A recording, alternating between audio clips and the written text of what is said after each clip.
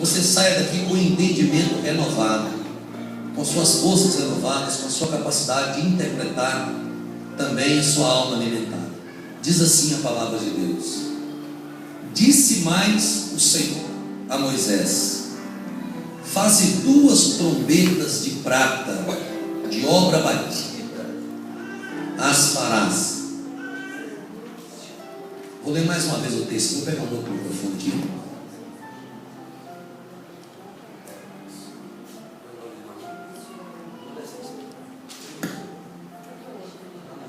Glória a Deus. Se parece que vou pregar sempre profundo. Números capítulo 10, versículo 1 e 2, diz assim: disse mais o Senhor a Moisés: faze 2 trombetas de prata, de obra batida as farás, servir-te-ão para convocar essa congregação e para a partida dos arraiais. Aí vem o versículo 3: quando tocarem, toda a congregação se ajuntará a ti, à porta da tenda da congregação. Somente até aí. Feche seus olhos um instante. Estou vendo uma batalha espiritual travada nesse culto aqui, desde a hora que começou o louvor. Vamos orar ao Senhor. Agora, procure não conversar, procure não falar, procure receber com inteligência, porque esse momento é de muita reverência, de muito temor. Nós estamos aqui porque nós precisamos de Deus, não é Deus que precisa da gente, nós é que precisamos de Deus. Olha só, em nome do Senhor, peço o Espírito de Deus para trazer o seu coração e a sua mente cativa neste lugar, para você não ficar com a sua mente lá fora, a sua cabeça lá fora, preocupado com as coisas lá de fora. Traga a sua mente e traga o seu coração para este lugar, em nome de Jesus. Pai, nós adoramos ao Senhor, Pai, e pedimos, Deus, que a boa mão do Senhor esteja sobre os nossos corações. Deus, nós te adoramos pela tua graça, te bendizemos, Senhor, porque sabemos que o teu Espírito Santo está aqui, e eu sei, ó Deus, que o Senhor tem nos direcionado essa noite para ministrarmos essa palavra. Portanto, ó Deus, tudo que está para dar errado, toda perturbação, toda impaciência, toda ação do inimigo, nós rejeitamos agora e pedimos, Deus, que a tua igreja seja alimentada com essa palavra, uma vez, Pai, que já fomos alimentados pelo teu Espírito Santo na escola bíblica dominical. Nós te agradecemos, Deus, e te exaltamos em nome de Jesus. Querido, deixa eu te falar uma coisa. O século XX já se foi, e ele foi considerado o século das descobertas. Essa é a verdade. O tempo das luzes e o tempo das invenções. Muitas coisas surgiram. O século XX ele foi agraciado por Deus, muito mais do que todos os 19 séculos antes dele, no que tange a avanços tecnológicos, a invenções e tecnologia. Mas passou, e aí chegamos ao século XXI. Já o século XXI, segundo os teólogos e historiadores, ele está sendo marcado por um despertamento espiritual na raça humana. Segundo eles, nenhum outro século está apontado para ser como o século das revelações espirituais, mais do que o presente momento, o século atual que nós estamos vivendo. Só que esse despertamento espiritual, ele tem aí os seus dois lados.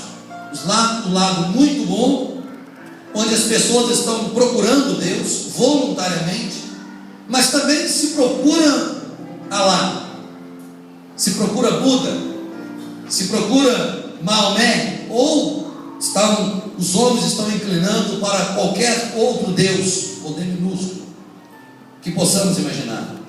É o século da espiritualidade. Parece-nos que estamos entrando numa época, em um período em que a luz de toda a história do iluminismo que nós conhecemos, parece que ela está vindo agora para despertar os homens desses dias para as coisas espirituais. Nunca se falou tanto em escatologia como tem se falado nesses dias. Muitas pessoas têm pregado: o século 21 está sendo marcado por um século de descobertas espirituais. Interessante que as pessoas estão com uma tendência muito grande, não sei se você percebe isso, nas televisões, nas reportagens, em todos os meios. As pessoas estão com uma tendência muito grande em falar a respeito de Deus. Interessante é que parece que é o tempo que Deus separou para o homem descobrir aquilo que ainda está escondido, porque nós temos necessidade de descobrir coisas espirituais. Com isso vem muitas heresias misturadas no meio. Com isso vem muitas setas, muitas artimanhas do adversário, tentando deturpar a verdade, tentando confundir as pessoas, fazendo com que o nome de Deus se relacione a qualquer caminho, a qualquer situação. E eu estou para te dizer que nós estamos vivendo, eu pelo menos creio nisso, que nós estamos vivendo a geração que vai experimentar o arrebatamento da igreja. Nós estamos vivendo a geração que vai experimentar os sinais e os prodígios há tanto tempo escrito, pregado, ministrado e ensinado por muitos profetas. Eu creio piamente nisso. E para entendermos um pouco sobre isso, eu quero abordar a história das duas trombetas de prata, que foi ordenado por Deus que fossem fabricadas e que fosse um instrumento poderoso de Deus no meio dos filhos de Israel. Enquanto o capítulo 9 de Números nos prepara para a saída do povo de Israel do Egito, da escravidão que eles estavam vivendo, o capítulo 10 efetivamente mostra e trata desta saída, ou seja, a execução daquilo que havia sido prometido já e planejado por Deus no capítulo 9. Só que essa movimentação pelo deserto precisava ser direcionada, precisava ser orientada por alguns sinais. Como controlar uma multidão no deserto?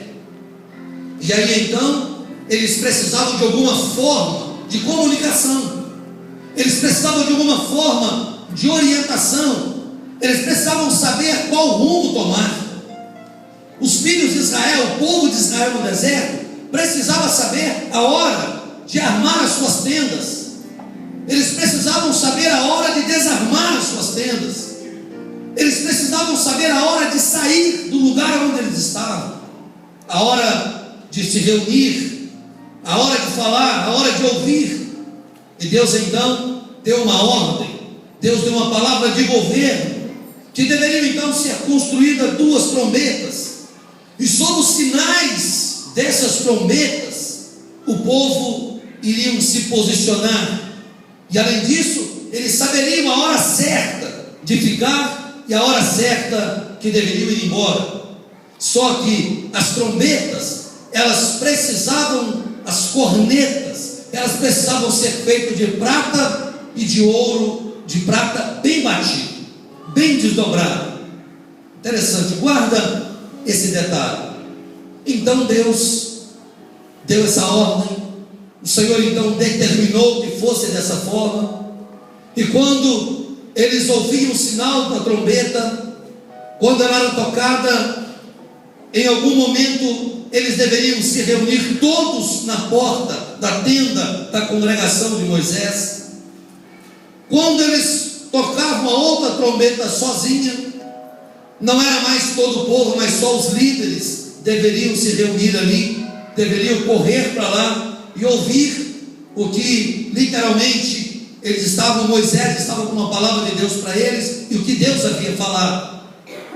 Só que chegava um momento, eles davam outro sinal, quem sabe uma oitava abaixo, e eles compreendiam que aquele toque, aquele sinal de partida e todo o povo, diz a Bíblia, se colocava em marcha.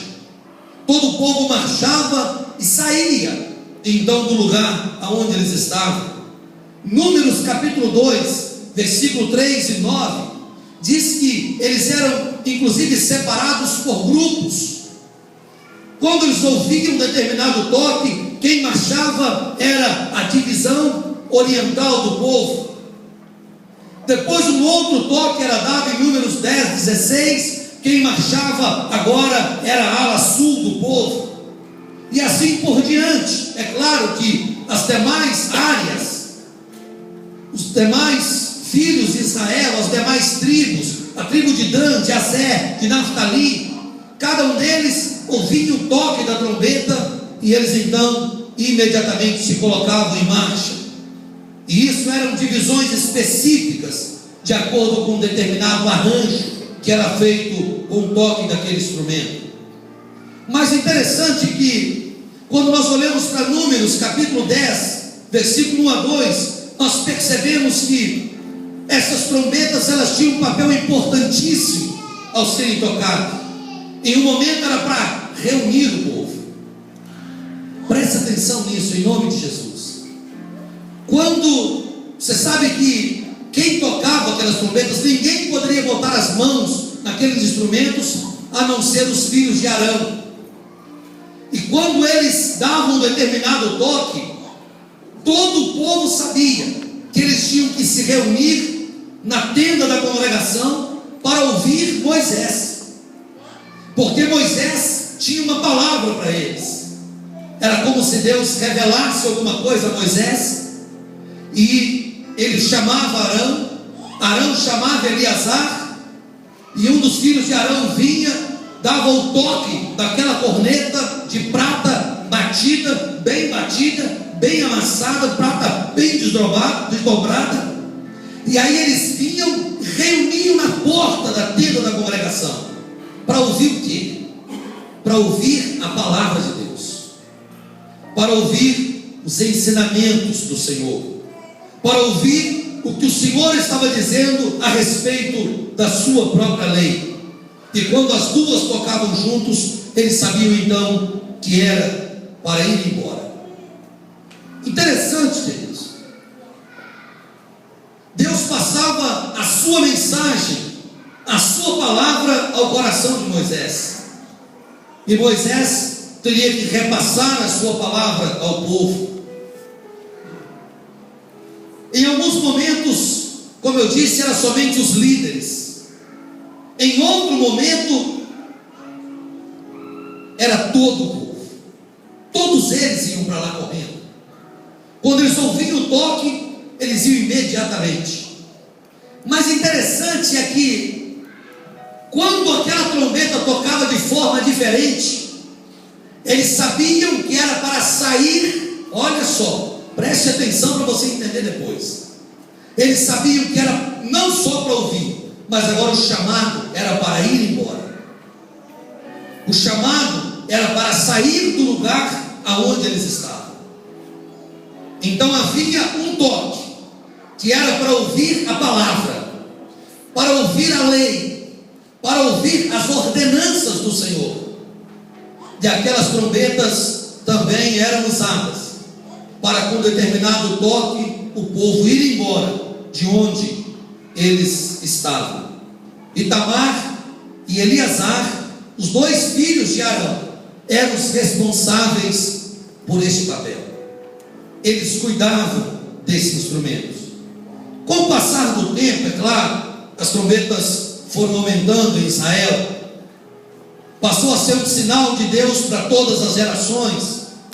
Primeiro Crônicas, se não me falha a memória, 15 a 24, nós encontramos lá que os sacerdotes, 7 sacerdotes,